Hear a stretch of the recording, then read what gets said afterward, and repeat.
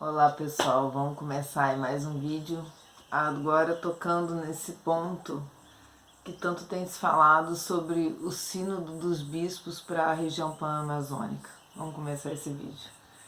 Em nome do Pai, do Filho e do Espírito Santo. Amém. São Miguel Arcanjo, defendei-nos no combate, cobri-nos com vosso escudo contra os embustes e as ciladas do demônio. Subjugue Deus, instantemente o pedimos. E vós, príncipe da milícia celeste, pelo divino poder, precipitai ao inferno Satanás e a todos os espíritos malignos que andam pelo mundo para perder as almas. Amém.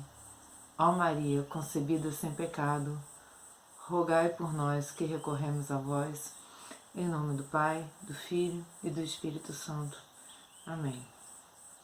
Então, pessoal, a crítica que se tem feito ao sínodo, ela parte do conteúdo da peça final de estudo, esse estudo que começou aí em 2017 sobre a região pan-amazônica, a pedido do próprio Papa Francisco, sobre a necessidade de se criar formas de evangelização desse povo amazônico. Até aí, tudo ok. Só que realmente o instrumento, né, para quem lê, ele é bastante enfadonho, bastante cansativo e repetitivo, e vai na mesma linha de outros pensamentos, como a Carta da Terra, né? E quem lê o livro do Sanaú Reis, que a gente já andou comentando aqui sobre a nova ordem mundial, entende muito bem aquele conteúdo. No entanto, o meu foco não é ele. O meu foco somos nós cristãos. Por quê? Porque desde que eu fiz um vídeo sobre, acho que o título dele é Cristãos Univos, a maneira como as coisas têm se colocado pelos cristãos aí, com toda a propriedade, com todo o direito, né? De que se critique, se façam as críticas e os vídeos, até aí tudo bem, mas a maneira é que tem me incomodado. Por quê? Porque o sínodo em si é bom. E o Papa é quem rege toda a igreja. Ele unifica a igreja, né? O pontificado é praticamente o sacramento vivo da unidade da igreja. E eu não conheço nenhum outro divisor que não seja o demônio. Então, aonde nós não abaixarmos a cabeça para o Papa, nós levantamos a cabeça para quem? Então, eu quero trazer aqui uma reflexão um pouco mais profunda para que a gente não caia no erro e no embuste do demônio de levantar questões contra a nossa própria igreja, de desrespeitar uma hierarquia que existe, é professada por nós quando nós dizemos creio na igreja una, santa, católica e apostólica. Eu já aproveito nesse primeiro gancho para comentar esse parágrafo 883 do Catecismo da Igreja Católica, quando ele fala aqui os fiéis de Cristo, hierarquia, leigos e vida consagrada. Nesse parágrafo, no 883, ele vai dizer: o Papa, bispo de Roma e sucessor de São Pedro, é o perpétuo e visível princípio e fundamento da unidade, quer dos bispos, quer da multidão dos fiéis.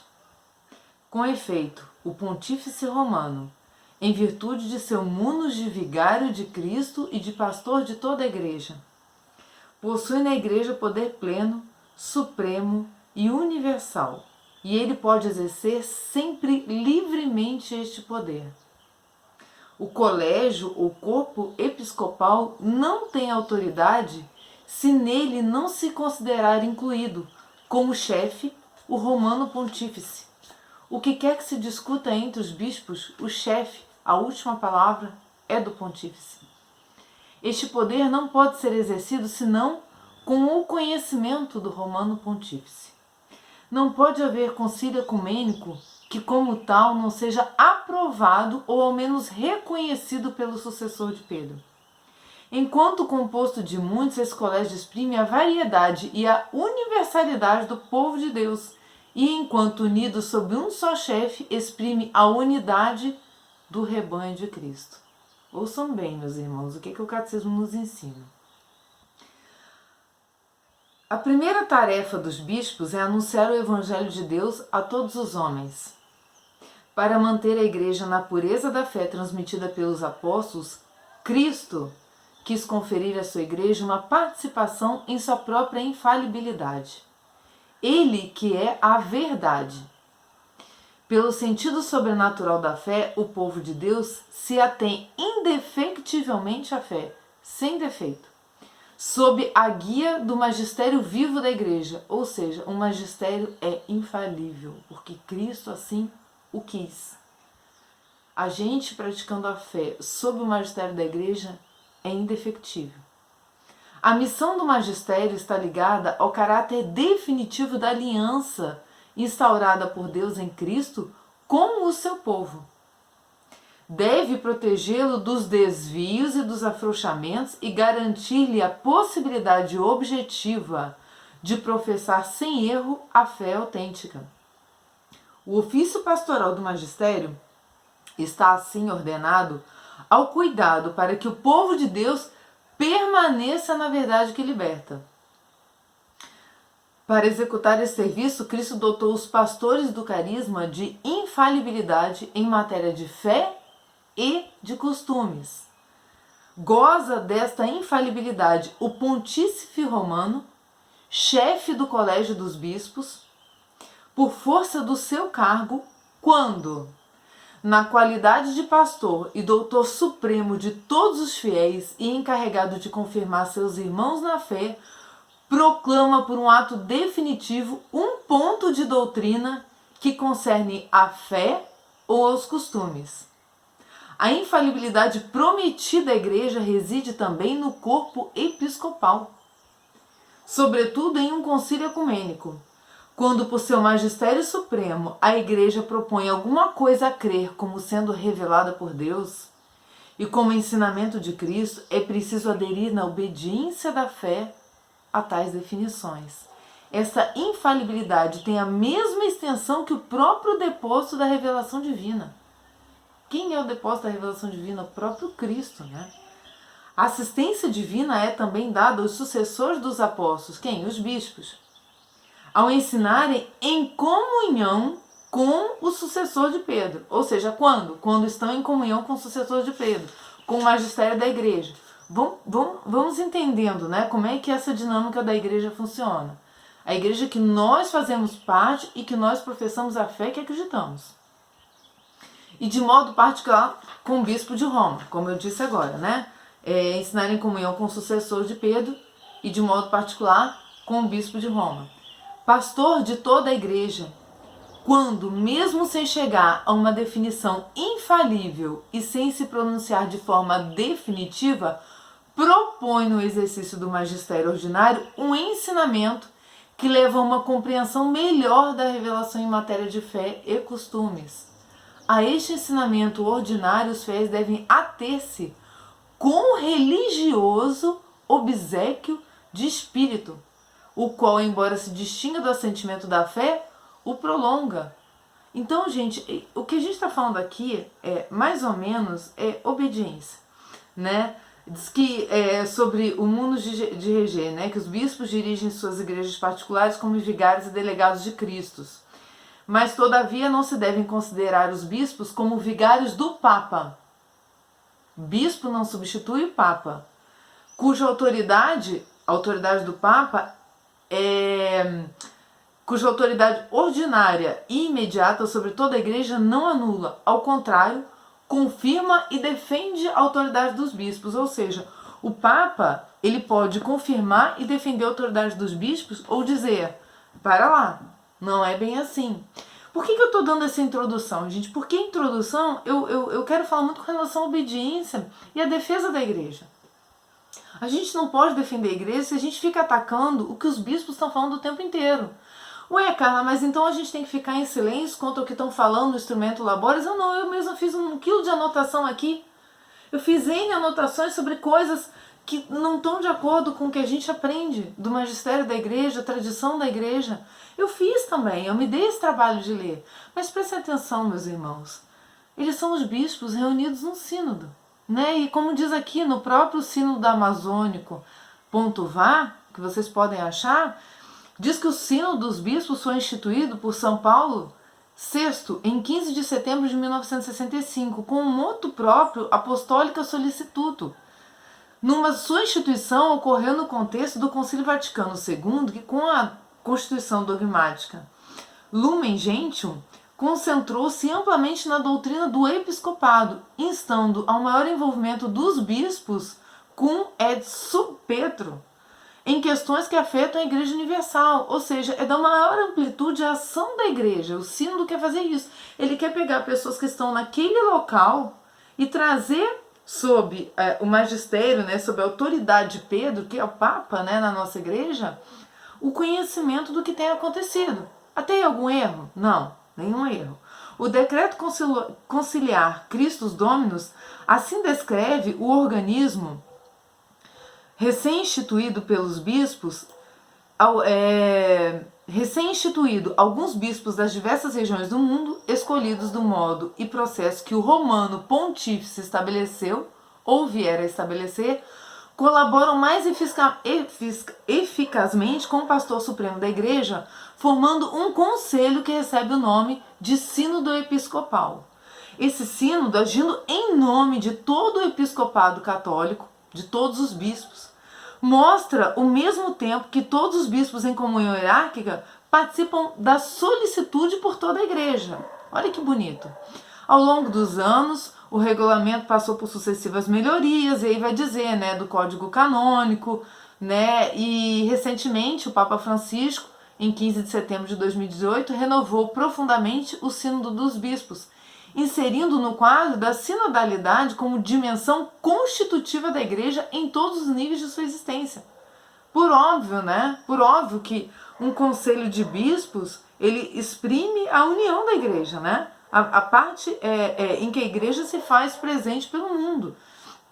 Então, ele diz que de modo especial o sínodo é compreendido por um processo articulado em 3 fases. A fase preparatória, né, em que se realiza a consulta do povo de Deus nos lugares onde eles são pesquisados, os assuntos que o Papa manda que se pesquise. A fase celebrativa, que os bispos se reúnem em assembleia e eles vão lá e apresentam as proposições do que eles ouviram.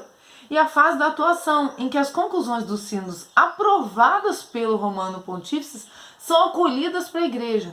Então observem bem, meus irmãos, aqui no próprio sínodo diz que na própria página que está falando do sínodo da Panamazônica, diz que explica o que é o sínodo e diz que tudo que eles estão apresentando, tudo que está se criticando, vamos resumir, tudo que está se criticando, o que está se falando, precisa do quê? Da última palavra, a palavra do Papa. Então a minha pergunta inicial que fica aqui é: por que tanto escândalo? Né? Por que essa forma de atacar e não de se colocar numa situação de humildade, crítica, sim, que até separei, como diz aqui, ó, o cânon 212, parágrafo 1º, os fiéis, conscientes da própria responsabilidade, estão obrigados a aceitar com obediência o que os sagrados pastores, como representantes de Cristo, declaram como mestres da fé ou determinam como reitores da igreja. Aí no parágrafo vai dizer que os fiéis têm o direito, até o dever de chamar a atenção quando os pastores não estão desviando, não estão conformes. Até aí tudo bem. Mas mais uma vez eu chamo a atenção para a caridade ao falar. É uma maneira que eu tenho visto de se autopromover nesses assuntos que nós cristãos não devemos falar ainda. São assuntos que ainda não chegaram ao Papa, como vão chegar agora em outubro. E nós já estamos aqui desesperados, tirando as calças pela cabeça, enquanto não nos lembramos que Cristo caminha conosco, que Cristo caminha com os bispos, que Cristo caminha com a igreja. Que isso é uma forma de obedecer. O silêncio, muitas vezes, o não emitir opinião sobre tudo, é uma forma de demonstrar que nós somos humildes e obedientes. E aqui eu já aproveito para pegar um trecho de Santa Faustina, que eu já citei aqui em outros vídeos. Eu terminei o livro dela recentemente, porque é um livro bastante denso, mas vale muito a pena ler, viu, gente? O que mostra sobre a obediência. Eu vou ler aqui só 3 trechos para vocês. Primeira frase dela, muito famosa, que está aqui no parágrafo 939 do livro do Diário de Santa Faustina, diz: o demônio pode ocultar-se até sob o manto da humildade. Ou seja, você, meu irmão, pode dar até sua opinião querendo parecer humilde e defender a igreja, mas não sabe vestir o manto da obediência. E aí se manifesta todo o seu trabalho. O que é obediência? Obediência é esperar que aquele que nos comanda fale. é não falar na frente do comandante da igreja. Quem é o comandante da igreja? É o Papa. Isso é agradável a Cristo.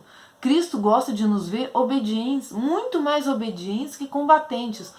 Os combatentes são, vamos dizer que existe um combate saudável de você expor os males. O próprio Papa não tem feito isso.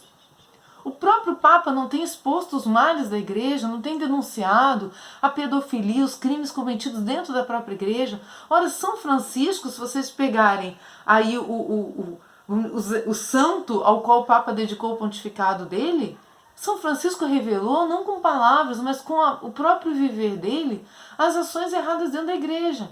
Ele não foi Lutero que dividiu a igreja, criticou, massacrou e dividiu a igreja. Ele foi aquele que fez a parte dele silenciosamente. Aquele que evangelizou, como ele mesmo diz na frase dele, né? Evangeliza em todo o tempo, não só com palavras. Se necessário, use as palavras. Talvez o Papa, por meio dessa reunião, desse sínodo que ele pediu em 15 de outubro, dia de Santa Teresa d'Ávila, de 2017, ele esteja querendo expor realmente os males da igreja, que estão por aí. Vocês já pararam para pensar nisso? Que essa maneira de dar essa autoridade para esses bispos falarem foi para dizer, olha o que está acontecendo aí. Olha do que nós estamos nos cercando, mas não, a gente já está falando que já reuniu os bispos e que os bispos são os bispos que estão reunidos lá são os bispos errados. Porque estão... E às vezes o Papa está justamente querendo dar corda para que os males da igreja sejam expurgados. E muitas vezes para curar uma ferida ela dói, né? Muitas vezes para extirpar o que está ali apodrecendo é um processo doloroso, muitas vezes nem a anestesia pega. A gente tem que parar de pensar só nas coisas de uma forma muito restrita e tentar ampliar um pouco mais. Mas só se amplia um pouco mais pela obediência e pela humildade, meus irmãos. Não adianta a gente ficar contrapondo, expondo a nossa igreja no YouTube, expondo a nossa igreja nos canais, se a gente não consegue enxergar isso com outros olhos. Se a gente não tem confiança no vigário de Cristo. Né? Quantas vezes eu vejo as pessoas falando mal do Papa, isso me dói muito. Por quê? Porque está falando mal de Cristo. É Cristo que está ali representado por ele.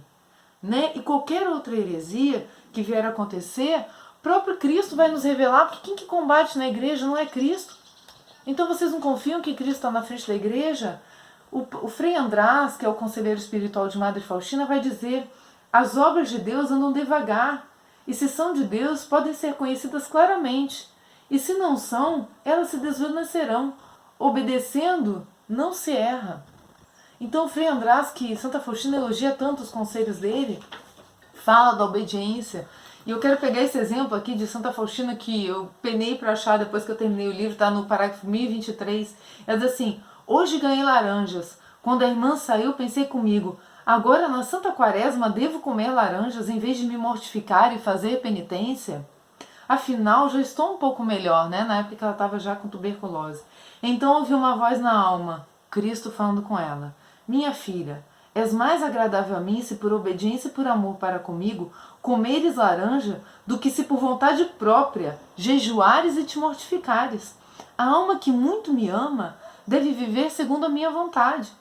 Eu conheço o teu coração e sei que nada o satisfará, a não ser o meu amor. Ou seja, receber as laranjas da irmã e comê-las agradava mais o coração de Cristo do que o sacrifício. Então muitas vezes agrada mais o coração de Cristo do que a gente não ficar numa guerra de ponto a ponto de coisa e fazer, a gente tem direito de falar, mas uma visão geral.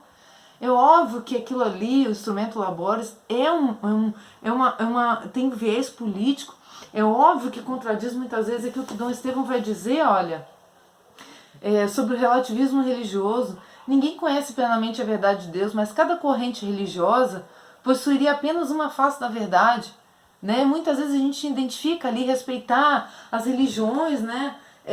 Ver a Amazônia como uma parte do todo, o amor vivido em qualquer religião agrada a Deus, rituais e cerimônias indígenas criam harmonia e equilíbrio entre os seres humanos e o cosmos, não impor parâmetros teologais e litúrgicos, tudo isso está no instrumento Labores. E tem muito mais, né? Muito mais dizendo que a igreja tem que aprender que a Amazônia é o lugar da proposta do bem viver, né? O lugar da proposta do bem viver sou eu e você. porque nós somos templo do Espírito. Se o Espírito vive em nós, nós vivemos bem. A Amazônia vive bem, os povos indígenas vivem bem, a partir do momento em que são evangelizados, em que é mostrada a única verdade universal acima de toda religião, é Cristo. A gente vai ler isso também na Dominus Jesus, que a gente já leu aqui quando estava falando do globalismo. Então, o Dom Estevão Bittencourt, que é o padroeiro aqui do nosso canal, ele vai dizer: foi se perdendo o zelo missionário, o interesse por apregoar a fé católica a povos não católicos ou pagãos, que são os indígenas, né? A missão é considerada um desrespeito às tradições culturais de um povo. É um gesto de imperialismo que deve acabar, de tal modo que a tarefa dos missionários seria apenas a de cuidar da civilização de povos primitivos, oferecendo escolas, hospitais, trabalho industrial, sem tocar em matéria religiosa, e muito menos ainda sem falar de conversão à fé católica. Olha, exatamente, Dom Estevão, que faleceu em 2008, já tinha essa noção, porque a Dominus Jesus também foi criada, né, foi declarada por conta dessa mentalidade relativista que já vinha entrando, já vinha, né, e agora talvez o Papa Francisco esteja dando chance para isso vir à tona. Olha aí, olha o relativismo. Então ele está chamando a atenção, gente, para um erro, e muitas vezes está criticando sem perceber isso, né?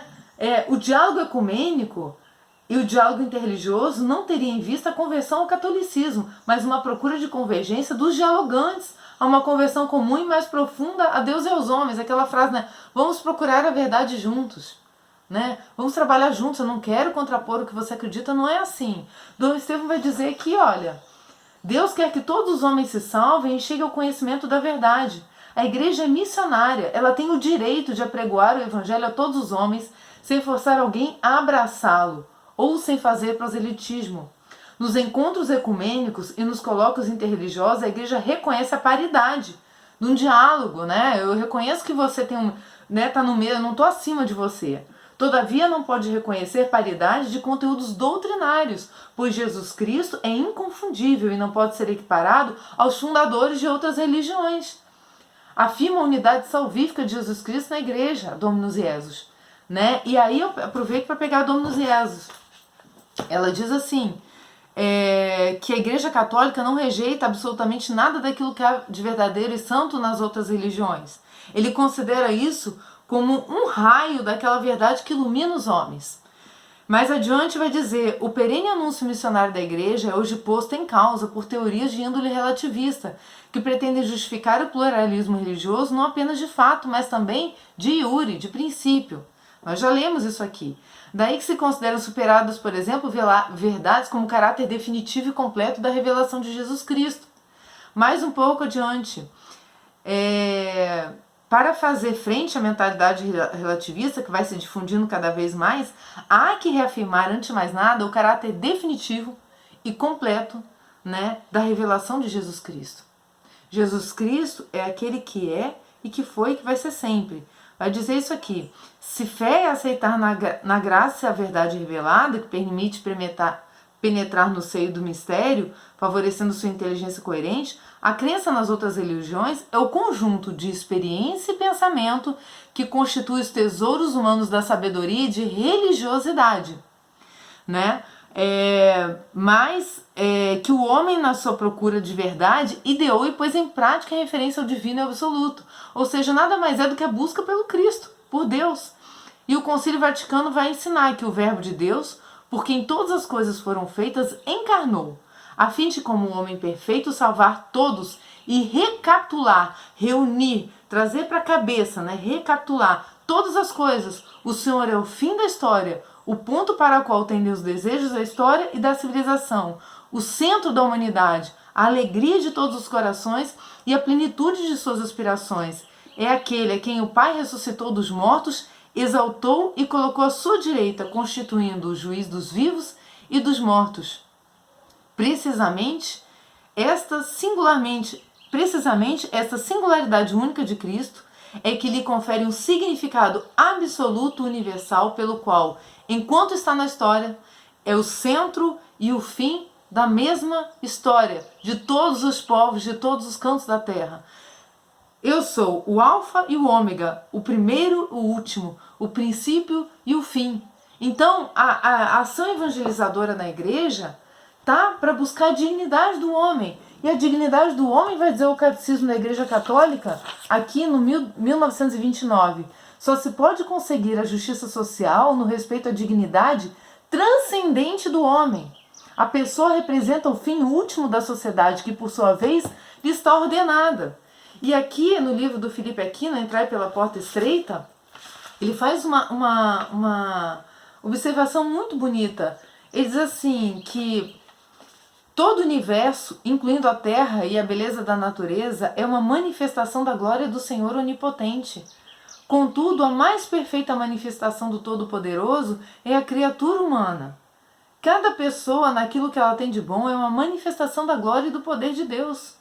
O mundo jamais poderá ser humano enquanto cada homem não deixar de pisotear a própria consciência. Quem deseja reformar o mundo deve começar pela reforma da própria consciência. Não faça nada contra a sua consciência. Ele vai dizer que o homem é o centro da criação, por isso, né? É obra-prima de Deus por excelência, mais adiante ele vai dizer. É a pessoa humana, a única criada em imagem e semelhança de Deus. Então, o Felipe Aquino, nesse livro, Entrar pela Porta Estreita, faz importantes observações. Se a gente parar para pensar, gente, todo pensamento, toda reflexão que a gente tem sobre a igreja, né, sobre o Felipe Aquino, Dom Estevão Bittencourt, uma Santa Faustina, os santos, os leigos, a igreja em si, que é a comunhão disso tudo, os santos e nós com Cristo, todos os nossos pensamentos vão se convergir para ação, para a vida transcendente do homem, nunca a vida física do homem. E por a gente acreditar em todos esses pronunciamentos da Santa Igreja e saber dessa infalibilidade papal, né, prestar atenção no que Cristo veio falar no Evangelho, que a gente tem que confiar no nosso Papa. Então esse vídeo é para chamar a atenção de vocês a botar um pouco as críticas de lado e fazer assim, né, vamos dizer, pegar uns pontinhos, mas não focar nisso, gente. Vamos focar na ação do Papa no mundo. Vamos tentar entender o que está por trás, quais são as intenções, mas sempre vendo ele como um vigário de Cristo, sendo obedientes, permitindo que Deus passe pela história da humanidade através dele, acreditando nisso, rezando por ele. Hoje a gente está começando a novena de Santa Teresinha. Ela começa na semana final da Quaresma de São Miguel.